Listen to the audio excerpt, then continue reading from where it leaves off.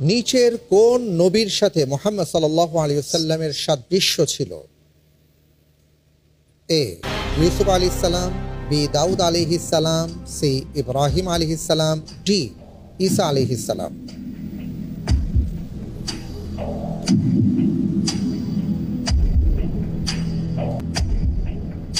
আলহামদুলিল্লাহ, আমি উত্তর হিসেবে বেছে নিচ্ছি সি ইব্রাহিম আলাইহিস সালাম। সি ইব্রাহিম আলাইহিস সালাম লক করে দিব। জি, ফ্রিজ করে দেওয়া হোক সি ইব্রাহিম আলাইহিস সালাম। আপনি বলছেন যে রাসূল সাল্লাল্লাহু আলাইহি ওয়াসাল্লামের সাদৃশ্য ছিলেন ইব্রাহিম আলাইহিস সালাম। জি, আপনি যে উত্তরটি দিয়েছেন আপনার উত্তরটি সঠিক উত্তর। আলহামদুলিল্লাহ। আলহামদুলিল্লাহ, মাশাআল্লাহ, আসাদাকাল্লাহ। আমিন।